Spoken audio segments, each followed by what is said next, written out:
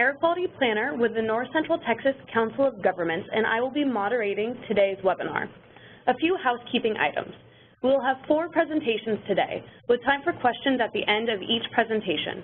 Please submit questions through the chat box at the bottom of the WebEx screen during the webinar, and we'll answer as many questions as we have time for. We will also be recording the webinar. The recording, along with the presentations, will be housed on the Go Solar Texas website, which is linked at the bottom of the screen and will be on the final slide. The focus today will be on financing solar in Texas. As a whole, Texas market conditions are well positioned to advance solar. The federal investment tax credit was extended. The cost of installing a residential PV system declined by almost 50% between 2010 and 2015. And in some parts of the state, a kilowatt hour of solar is priced lower than a kilowatt hour of coal or natural gas.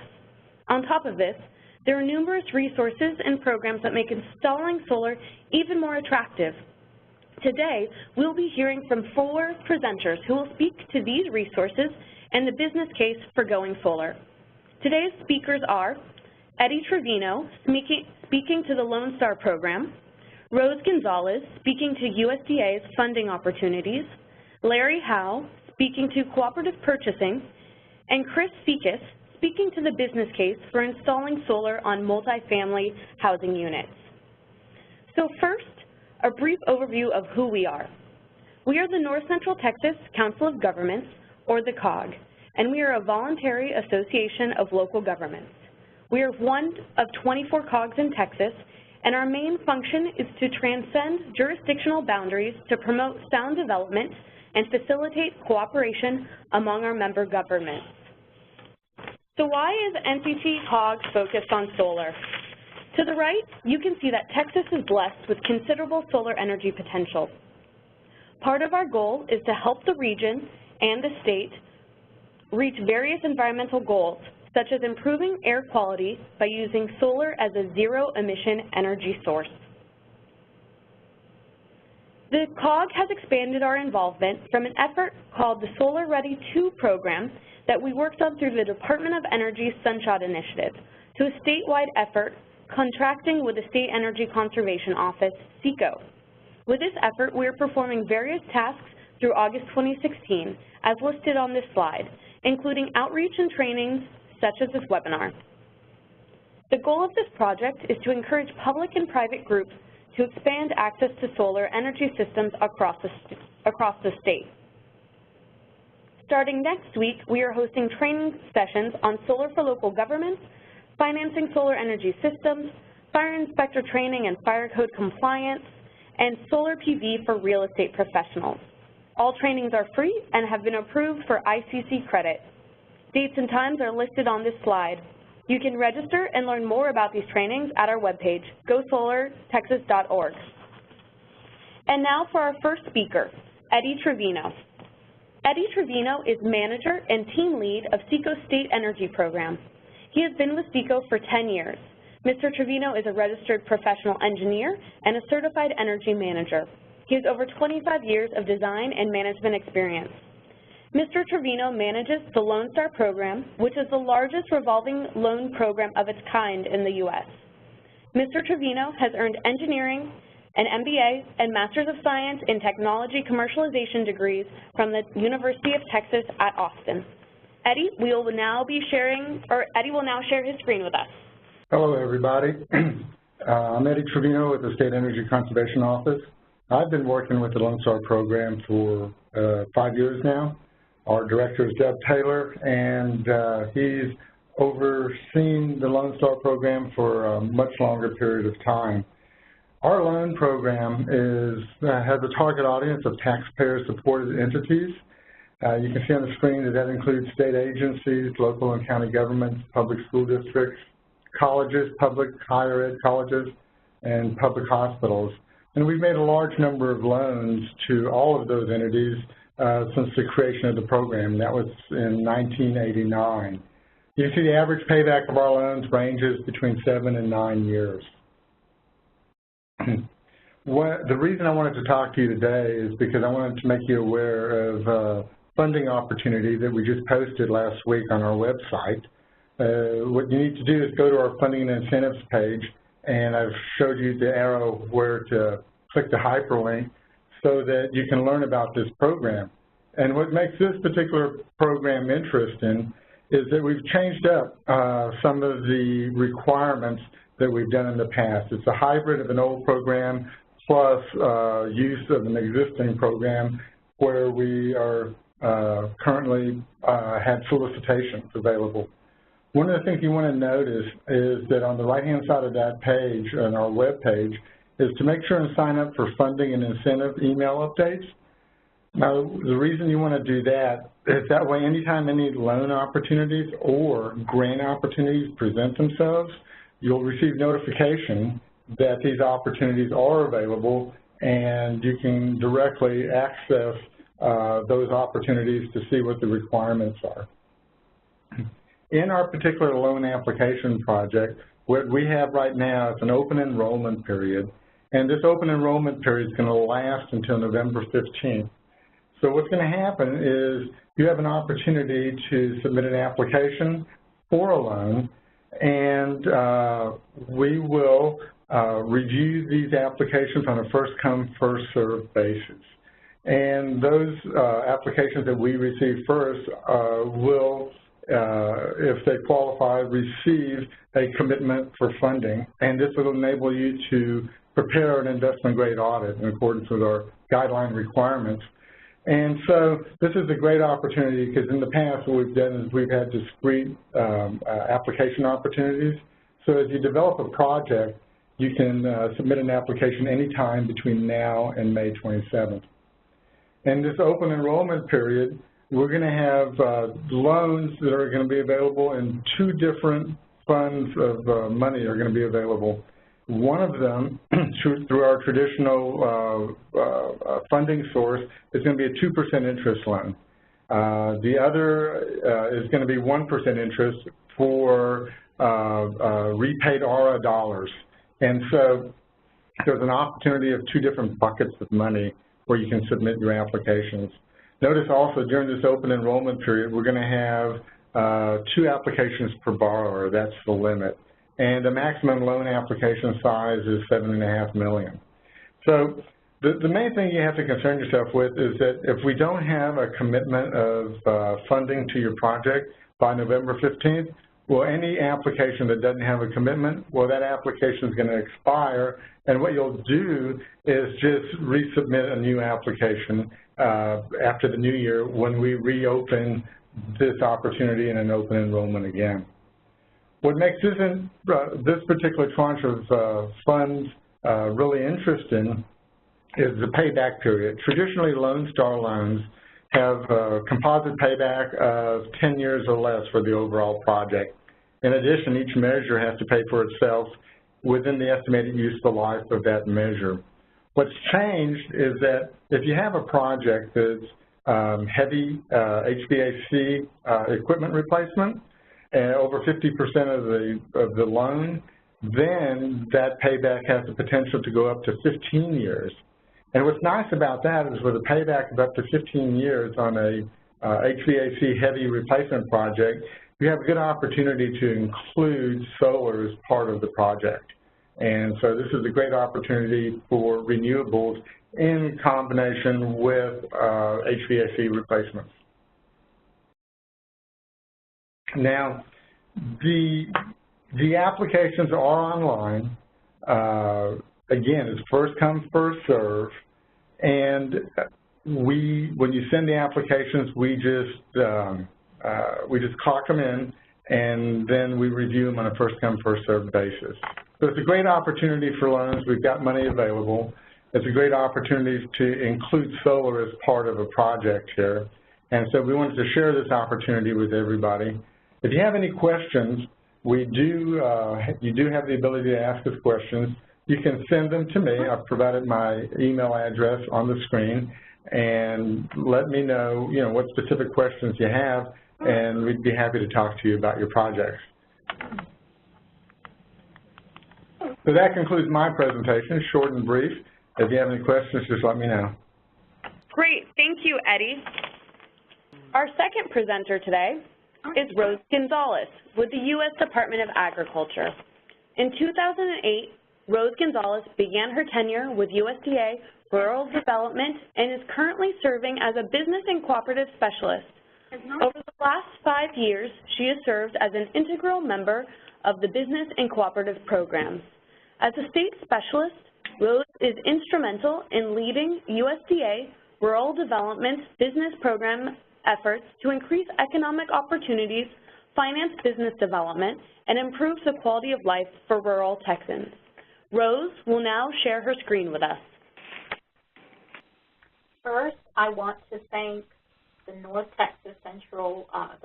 Central Texas Council of Governments for inviting me to present to you this brief overview of the USDA Rural Development Section 9007 Rural Energy for America program. The purpose of this program is to provide financial assistance in the form of grants and guaranteed loans to rural small businesses and agricultural producers for purchasing and installing renewable energy systems and making energy efficiency improvements. I'm going to go over first eligibility requirements. Eligible applicants. What we initially look at are agricultural producers and rural small businesses. Ag producers are individual legal entities that receive 51% or more of their gross income directly from agriculture production. This includes crops, livestock, poultry farmers, agriculture, forestry operations, nurseries, and dairies. So just a few samples.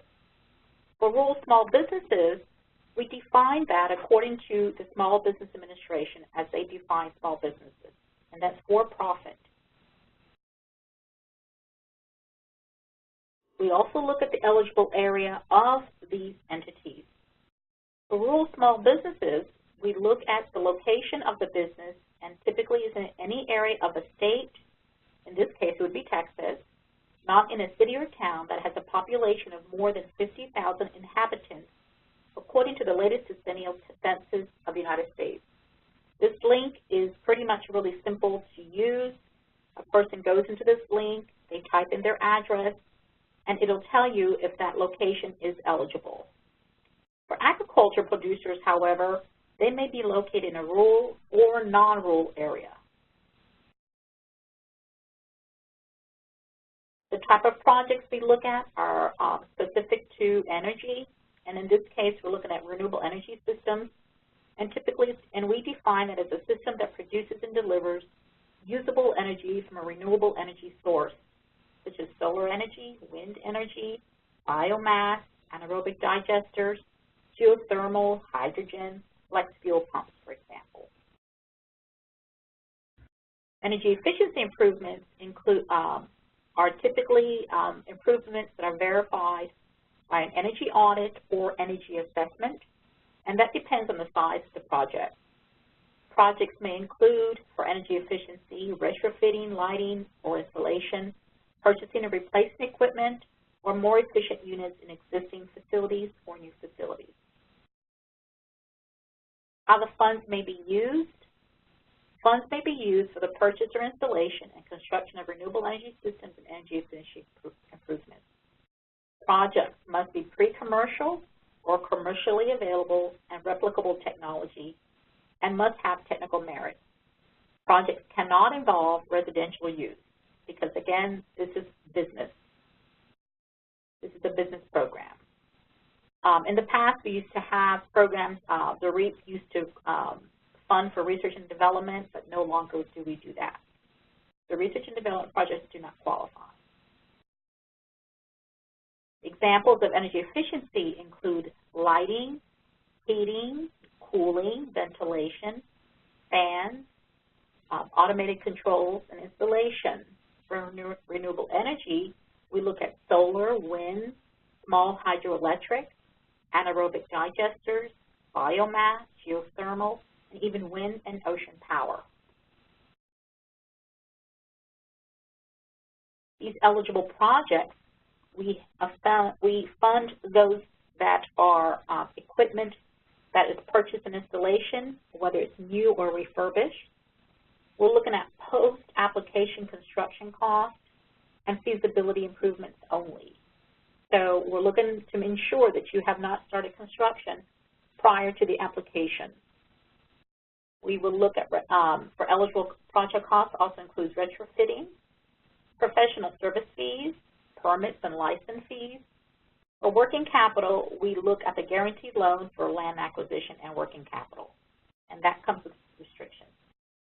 Items that are not eligible under the project costs include residential energy projects, equipment for farm tillage equipment, used equipment, vehicles for farming. We look at pre-application construction of facility improvements to ensure that the construction has not started prior to pre-application. Application preparation or grant writer fees are not eligible. Line of credit, lease payments, and payment to the applicant's business owner, beneficiary, relative are not eligible costs. The amount of awards that an applicant can submit for renewable energy projects, the maximum grant is $500,000. And typically that's a project that equates to about $2 million. The minimum grant for a renewable energy project is $2,500, and that's typically for a total project cost of about $10,000. Energy efficiency improvement projects, the maximum grant is $250,000 with total project cost of about $1 million. Minimum grant for energy efficiency is $1,500 for total project cost of approximately $6,000. In both cases, we're looking at the no more than 25% of the total eligible cost of a project. We also offer REAP combination of grant and loan assistance. Renewable energy systems and energy efficiency improvement funding approved for combination guaranteed loan and grant requests will not exceed 75% of the total eligible project cost. Within that 75%, the grant portion will not exceed 25% of the total eligible project cost. So whether the grant is part of a combination request or is a grant only, it's still going to be 25% for the grant portion. We are now in the fiscal year 17 competition cycle, and applications are being accepted right now. For the fiscal year application window, while the application deadlines are found in the final rule, the agency will continue to identify the application deadlines in the Federal Register announcement notice published prior to the end of the federal fiscal year. So we should be receiving an announcement soon, before October for sure. Usually about August or July of August, we should start looking for something for the 17th, and they usually give us the precise date of that funding cycle. But for 16, this is how we're breaking this down. Renewable energy systems and energy efficiency improvement grants. For grants less than $20,000 or less, we have, they're competing for the first set of money, that's 50% of the set aside. The $20,000 or less, the first cycle started July 1st for 2015, and it ended November 2nd for 2015. So we received applications during that time for 16, July 1st through November 2nd. For applicants competing for the remaining set-aside funds, they had an open window opportunity for, and these were grants for $20,000 also or less. They had a window opportunity from November 3rd through May 6th. I'm sorry, through May 2nd. For the renewable energy unrestricted funds and combination grant and guaranteed loan, these applicants had an open window of July through May 2nd. So it's usually May 2nd that the deadline gets really, really, really busy because everybody's applying at that time. And that also includes, oh, my connection. I'm sorry. I lost my connection on my end. I'm going to continue. I'm sorry. Rose, we can still hear you. You're still here. I'm just going to continue on my end then. All right, here we go. I'm sorry. The unrestricted and combo application window, as I mentioned, started from July 1st through May 2nd, and that included all of the remaining applications who did not get funded initially. Now, applicants have if they want to continue in the funding cycle, we will offer them that opportunity if they didn't get funded initially. So applicants will receive, that were received after deadline dates can be considered for funding in the subsequent fiscal year if the applicant remains interested in the grant. We also offer, under the REAP program, guaranteed loan assistance. These projects are a lot larger. So renewable energy projects and energy efficiency improvement projects, the maximum guaranteed loan is $25 million, which this equates to 75% of the total project cost. That's about just over $33 million. The minimum guaranteed loan is $5,000. Again, 75% of that is approximately a project cost of over $6,600. So again, no more than 75% of the total eligible cost is for the guaranteed loan assistance. The USDA guarantees a commercial loan with the applicant. The applicant must have a willing lender in order to be able to participate because the money is being guaranteed. The terms are negotiated between the lender and the borrower, and fees, appraisals, equity, and collateral requirements would apply. That's information that we can go into at another time, or people can email me about that. There's a little more information there. Now, for the guaranteed loan, this is a continuous open cycle application cycle. Loans must score a minimum of 50 to compete monthly, and the first monthly competition is held once 8 applications are on file. And again, this is a continuous cycle for the guaranteed loan. Fiscal year 17 applications are being accepted now. National competition announced annually will be in the Federal Register. Okay, and again, we accept applications year-round for the REAP grant. We encourage applicants to not wait until the announcement. Go ahead and start turning in those applications or contacting us. This is the website for our energy program. Our energy coordinators in the state, we have 2 of them. We're lucky to have that. We have Miss Vicki Tettleton. She's our energy coordinator. She's located in Decatur. And we have Billy Kerb. He's our energy coordinator, and he's located in the Temple office.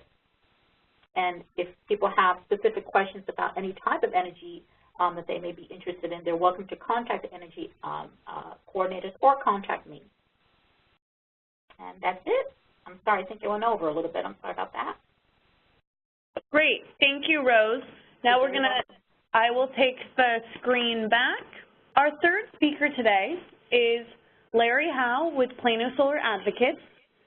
Larry is a grassroots volunteer and with Plano Solar Advocates, a group that he helped co-found in 2012 along with other Live Green in Plano volunteers. Larry was recently elected to a 2nd term on the board of directors of the Texas Solar Energy Society and serves as the vice chair.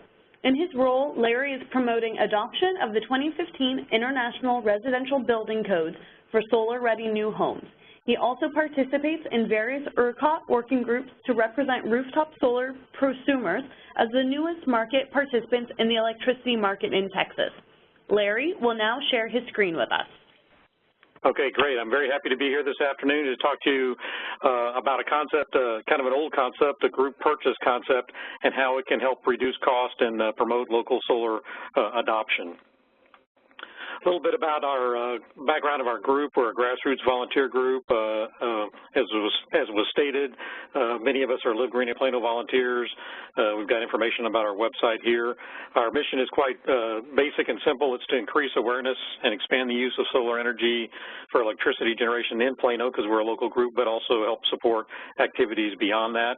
We work closely with a number of groups with the city, Live Green in Plano, the North Texas Renewable Energy Group, the Texas Solar Energy Society, and also with the COG. So what we wanted to talk about a little bit today is kind of a messaging out to individuals and groups, and in particular cities and municipalities, about ways that they can encourage their citizens to help promote the adoption of solar and, find people that are interested and connect with them or help them get get started. And so I wanted to kind of kick this off with a little bit of background on financing and incentives for, let's say, primarily residential rooftop solar, but this could also apply to commercial installations as well. But there's basically, 4 different ways you can approach financing or committing to installing solar. First being purchase it outright. You could also finance the purchase with a loan, and those loans generally are, not 1 year or 2 year, but usually 5-year or 10-year type loans, so a little bit longer term.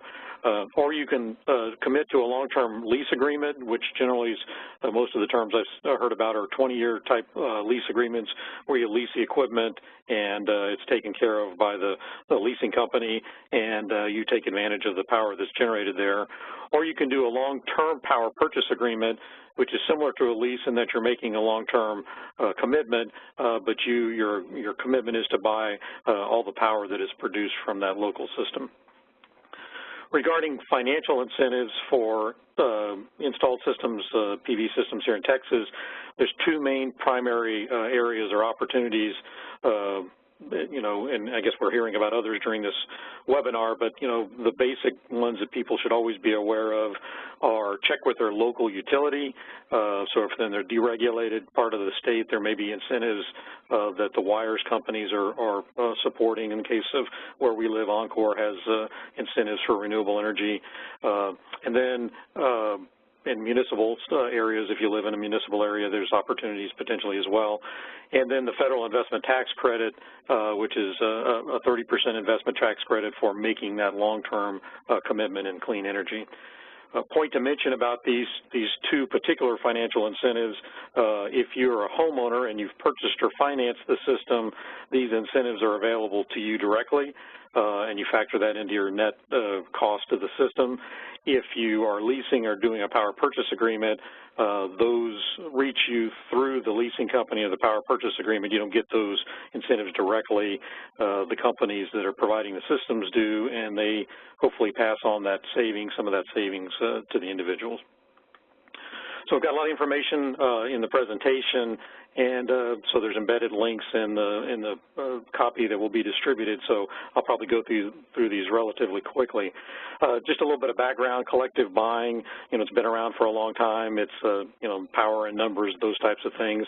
If you think about cooperative organizations that are kind of like-minded, so in this case, people that are interested in installing solar, you basically kind of come together to help find ways to reduce cost, and that's a big advantage. In the case of solar PV, we like to think of it as solarized. So basically you're getting people together, they're learning together, you're finding ways to help lower costs that the company that's doing the installations can pass on to you, and the result is you get some local clean energy together. So with the group solar purchase concept, it's been going on for a number of years now across the state, this solarized concept, and this diagram tries to help represent kind of some of the key points. A key point is there's a community outreach part. Again, this is where the cities could help maybe encourage groups or individuals to maybe kick something off. When you do this, when you select a company, as you're bringing them a group of companies that helps reduce marketing and acquisition costs for them, which hopefully will provide some competitive pricing and some discounts.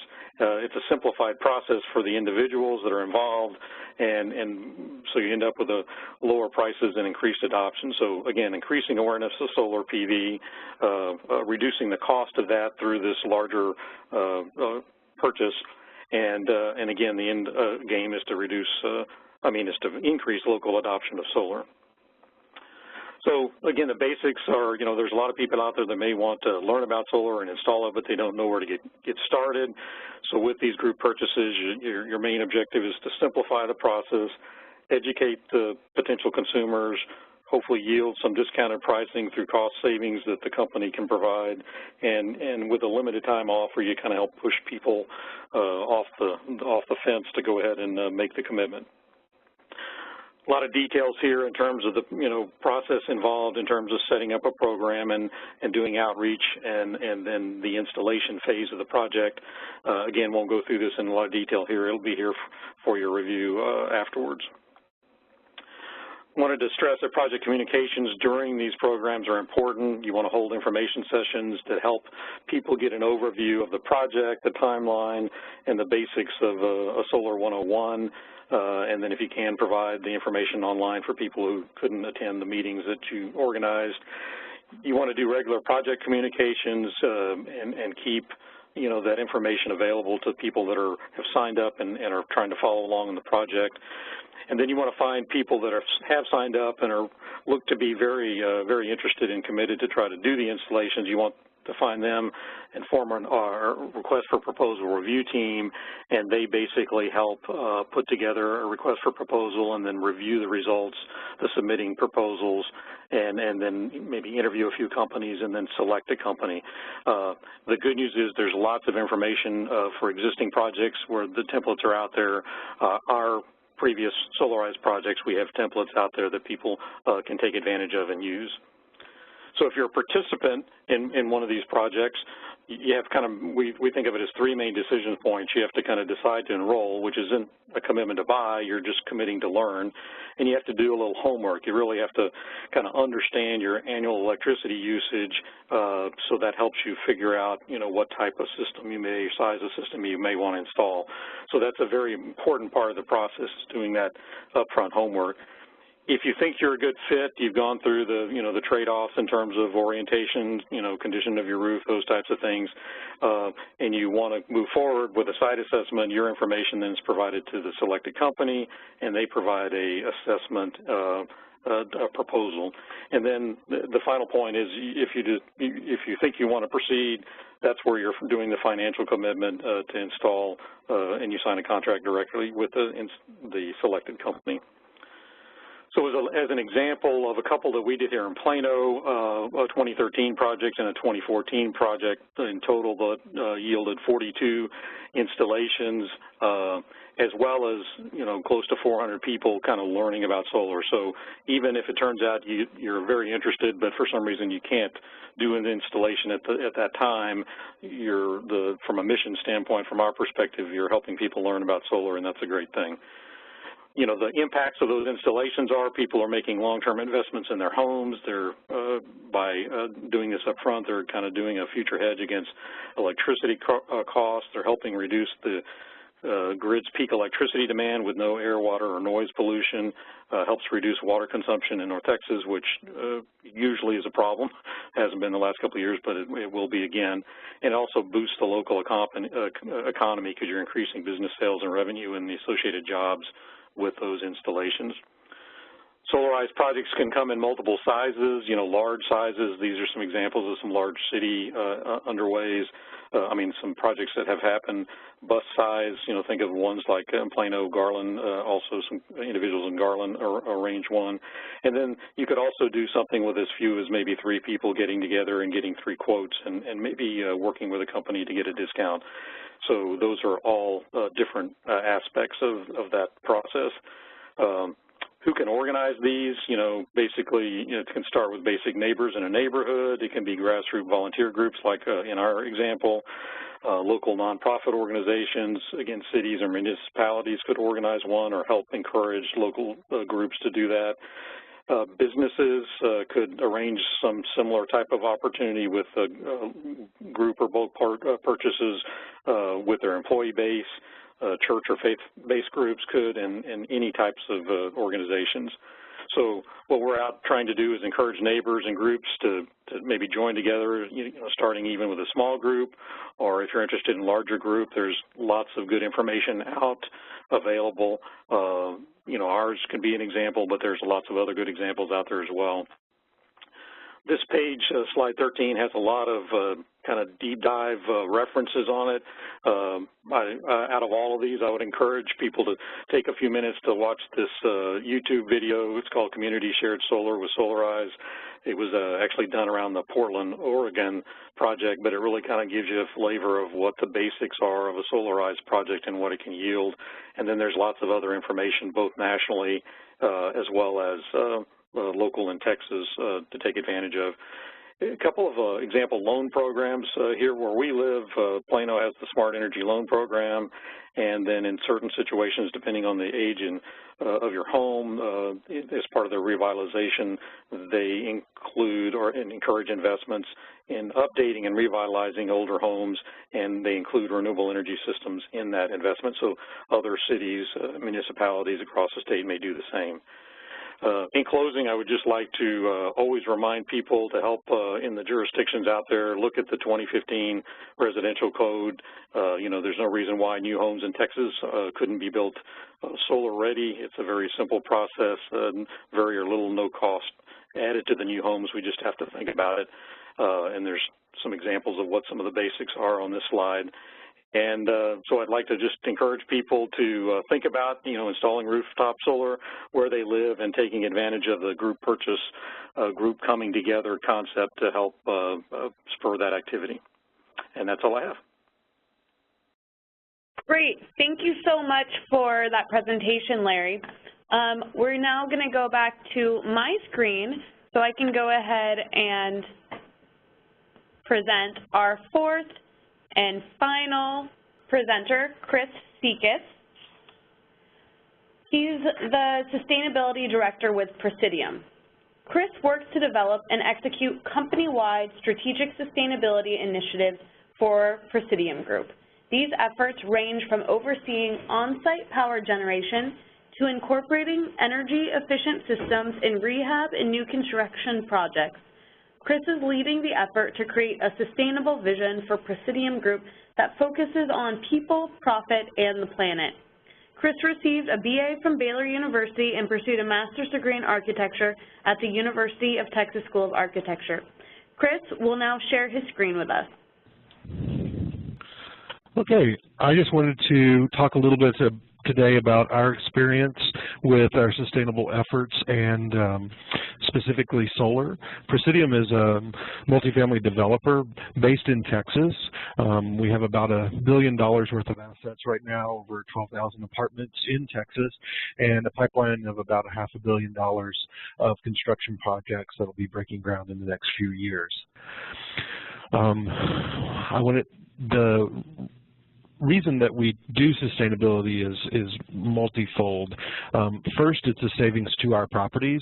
I think a lot of developers don't realize a little bit of savings on an operational cost can be capitalized as a value, which makes a huge difference in the sale of the property later or potentially refinancing. We also see it as a savings to our residents. So depending on how we structure our sustainability efforts, it may directly impact the utility bills of the residents at our units. We also see a reduction in the operation and maintenance cost, partly because some of the efforts are actually putting in new materials when we do the sustainable effort, but there are other things that impact. For instance, if you put solar on a roof, it actually can increase the longevity of that roof because it doesn't get as much sun. So we're seeing direct savings because of that. We look at it as a marketing opportunity so that we can go out and talk about what we do, differentiate ourselves as a company. And that differentiator allows us to kind of stand apart as we compare ourselves to other rental opportunities. The last thing is we feel like it's doing the right thing. So, you know, often we make decisions based purely on money, but this is an opportunity for us to do some things that make us sleep a little better at night. As far as the efforts that we've done so far, we've installed over 300 megawatts of solar across our properties. That's analogous to about 1,000, offsetting about 1,000 apartments a year in use. And we're also just starting to do electric charging stations that are tied into our solar at our properties so that the residents can do free car charging as well. We do additionally have water saving features. We've replaced about 7,000 toilets with low flow devices, and that's amounted to over 100 million gallons of water savings a year. We do high efficiency lighting, which helps supplement the savings that we're getting on solar, both on our exterior lights and interior lights.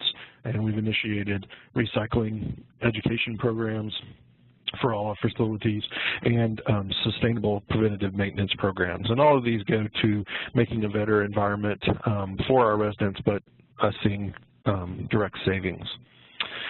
One of the things that has been crucial for how we implement our solar is we've started using a curb energy monitoring system, and this allows you to see real-time both your energy use and your solar performance so that you can see if there's something happening with your solar system right away, if you're seeing a drop in production.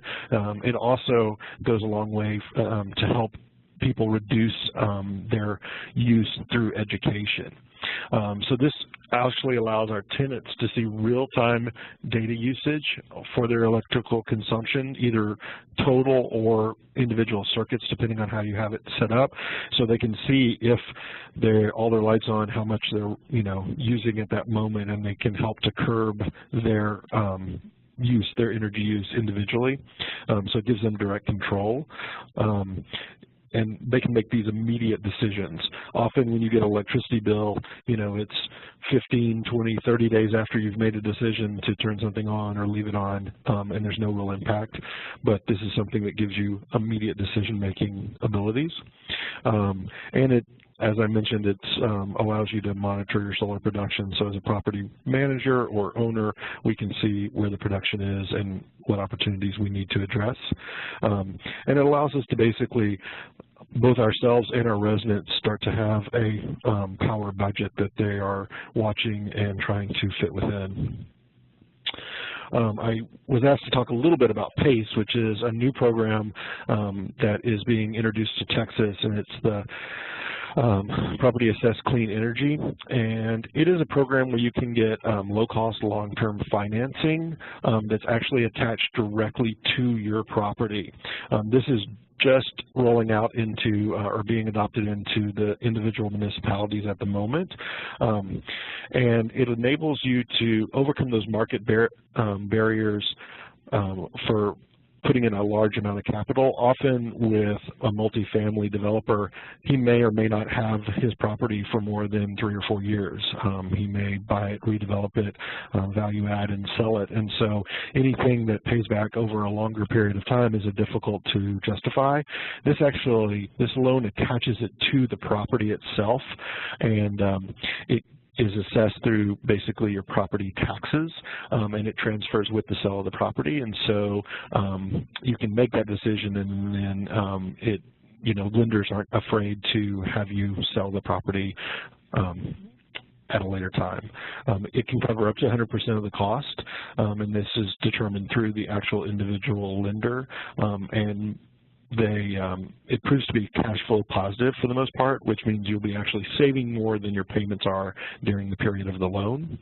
And as I said, it's property secured financing.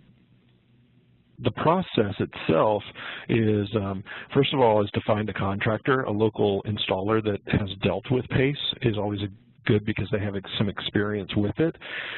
They can usually connect you or help you determine a specific project that you want to tackle, and what the size is, help you figure out how to best design that specific solar installation.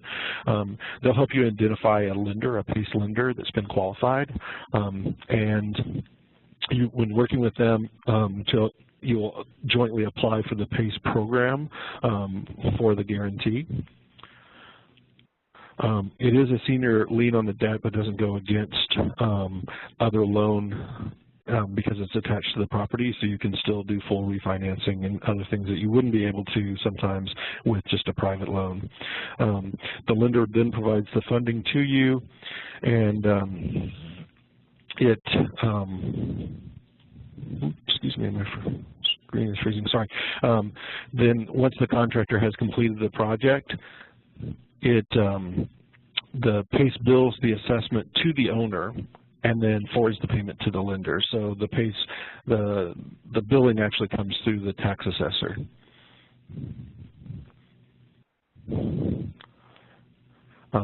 That's all I had for today. I just wanted to kind of let you guys know what we're doing and answer any questions you have. Thanks so much, Chris. And we haven't actually gotten any questions yet. Right now would be a great time if anyone wanted to send in some questions, because we have some time for a Q&A. Great. Well, I'll take this opportunity to tell you about the rest of our summer webinar series. We have 2 more webinars coming up. One of them is on community solar in Texas, and that's going to be on July 8th. And then our last webinar will be on putting underutilized land to work, and this one will be on July 27th. And also, don't forget about our upcoming training. You can register and learn more about all COG solar opportunities at our website, gosolartexas.org. So thank you for joining us today. Today's presentations will be housed on our website, gosolartexas.org, and please stick around to answer 2 quick survey questions. The questions will be posed through a new window that will pop up when you close out of WebEx. The first question will ask if you're willing to donate the time you spent on this webinar as an in-kind match for this grant. This is only applicable to those of you who aren't being funded through federal funds. And the second question will ask how many people you are watching this webinar with. Thank you for taking the time to join us today and for completing these questions. This webinar is now over.